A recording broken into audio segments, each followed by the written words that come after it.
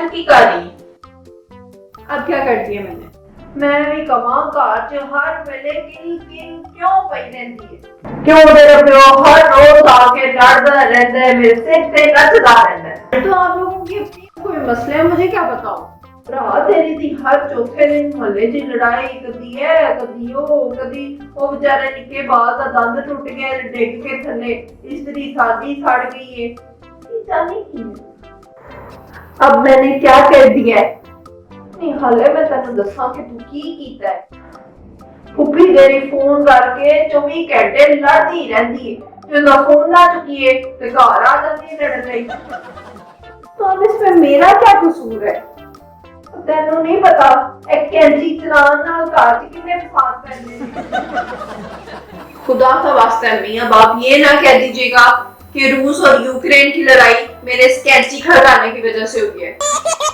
तू नहीं कीता होना, फिर लाजमी और किसी ने कीता होना है, क्योंकि मैंने पक्का यकीन है कैंची खड़काओ ना तो लड़ाई पै के रहती है।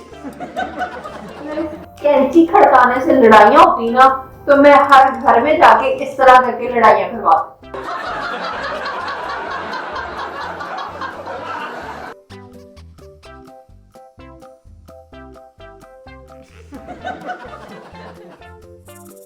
किधर दी तैयारियां ने, किथे चली हैं? मैंने कहा जाना है यहीं पे तो। ज्यादा ना मेरे नाल ड्रामे ना ला तू, मैनू पक्का पता है तू किथे चली है, पर जल्दी नहीं लगी है भाग के मैंने किधर जाना है? एक जहन्नुम छोड़ के किस जहन्नुम में जाऊंगी मैं? आजकल ना कुड़ियां शौकियां में भज जांदियां ने, दस हां किथे चली है? ऐसे वाह शौक ना भागने वाले ये सिर्फ ड्रामों में ही होते हैं। ड्रामे कम देखा करें आप। इतना पागल ना समझ मुझे, मैनू सब पता है। तू ना किते सामान लगा के रखे, मैं इधर उधर होना है ते तू नाचना। ओहो आपको ये किस नेक इंसान ने कह दिया कि मैं कहीं जा रही हूँ? मैनू किसने कहना है? तेरी जुत्ती दसदी पई है। अल्लाह बख्शे मेरे ताया नू कहंदे हुंदे सी जुत्ती ते जुत्ती पई होवे घर च कोई सफर करदा। मैं ते हाले इस्लामाबाद होई हां, प्यो तेरा कल कराचीओ आया ते हुण तू ही रह गई है, तो तू ही जाना है। दस दे किथे चली है? ना मैं कहीं जा रही हूँ ना मेरी जुत्ती जा रही है, यहीं पे पड़ी है और खुदा का वास्ता मुझे पढ़ना है। हाँ फातिमा आज की पकाना है? आलू छील के किचन में रखा ही हूँ और कीमा निकाल के आज आलू कीमा बना रही हूँ।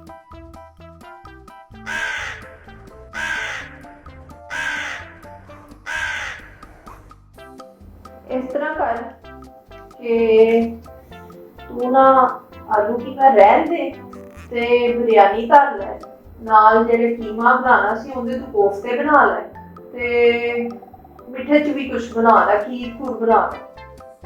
किसी ने आना है क्या? तू कभी नहीं सुनिया कोठे ते कां बोले ते घर में मेहमान आते थे? मुझे तो लगता था कि कौवा बोलता है तो वो अपनी पार्टनर को बुलाता है, अपनी कौवी को बुला रहा होता है। बुद्धि चातर ना बन, जो क्या है ना वो कर। मैंने पता है तेरे मामा आएगा लाजमी, क्योंकि ना 3-4 हफ्ते हो गए ने उनका इत्थे फेरा नहीं लगया ते मैनू लग रहा है जेड़ा काम ही बोलिया ना ते अज वो आएगा। अच्छा अम्मी अगर फुप्पो आ गई तो? इंज करी जेड़ी परसों की दाल पई है कल दी जेड़ी असी आलू गोभी पकाई सी ਉਹ ਨਾ ਚੰਗੀ ਤਰ੍ਹਾਂ ਤੜਕਾ ਛੜਕਾ ਲਾ ਕੇ ਨਾ ਗਰਮ ਕਰਕੇ ਅੱਗੇ ਰੱਖ ਦੇ ਤੇ ਰੋਟੀਆਂ ਮੈਂ ਤੰਦੂਰ ਤੋਂ ਪਕਾ ਲਾਂ। अच्छा मामू आए तो बिरयानी कोफ्ते और डेजर्ट में भी कुछ चाहिए, और फुप्पू बेचारी आए तो सिर्फ बासी दाल। तेनू नहीं पता जिन्ना मेरा सिर खाती, जो कह रही है ना बस वही करी। देखिया आ गया तेरा मामा। कभी भी बोलने से वाकई में खाना आ गया, कमाल ही होगी वैसे। आए हाय तेरा बेड़ा सर जाए, तेरा कख ना रवे। कौन आया अम्मी? बनावा आपको परेशान लगी, लगता फुप्पो आ गई। ਮਾਮਾ ਨਹੀਂ ਆਇਆ ਤੇਰਾ ਪਿਓ ਬਿਜਲੀ ਦਾ ਬਿੱਲ ਆ ਕੇ। ਹਾਏ ਹਾਏ ਮੈਂ ਮਰ ਗਈ। ਉਹ ਵੀ ਪੂਰੇ 45,000 ਆਇਆ ਹੈ। ਇਹ ਸਾਰਾ ਕੁਛ ਨਾ ਤੇਰੀ ਵਜ੍ਹਾ ਤੋਂ। ਸਾਰਾ ਦਿਨ ਐਂ ਫੋਨ ਚੱਲਦਾ ਰਹਿੰਦਾ 15 ਮਿੰਟ ਬਾਅਦ ਅੱਧੇ ਘੰਟੇ ਬਾਅਦ ਤੂੰ ਲਾਇਆ ਹੁੰਦਾ ਉਹਨੂੰ ਚਾਰਜ, ਕਦੀ ਉਸ ਨੂੰ ਕਰ ਬੈਠੀ ਹੁੰਦੀ ਕਦੀ ਉਸ ਨੂੰ ਕਰ ਬੈਠੀ ਹੁੰਦੀ। ਹੁਣ ਇਹ ਬਿੱਲ ਜਿਹੜਾ ਆ ਗਿਆ ਨਾ ਤੇਰੇ ਪਿਓ ਨੂੰ ਇੱਕ ਹੋਰ ਬਹਾਨਾ ਲੱਭ ਗਿਆ ਮੇਰੇ ਨਾਲ ਲੜਨ ਦਾ। ਓਏ ਹੋਏ ਹੁਣ ਕਰਿਆ ਕਾਮਿਆ, ਸਾਡੇ ਘਰ ਹੀ ਤੂੰ ਕਲੇਸ਼ ਪਾਣਾ ਸੀ, ਕਿਤੇ ਹੋਰ ਜਾ ਕੇ ਪੁੱਛਦਾ। ਤੈਨੂੰ ਗੋਲੀ ਵਜੇ ਤੇਰੀ ਸੰਗੀ ਨਾ ਰਵੇ, ਤੇਰੀ ਗਾਟੀ ਟੁੱਟ ਜਾਏ। ਤੈਨੂੰ ਕਿਸੇ ਦਾ ਵੱਡਾ ਤੈਨੂੰ ਵਜੇ ਤੂੰ ਨਾ ਹੋਵੇ ਹੋ ਗਿਆ।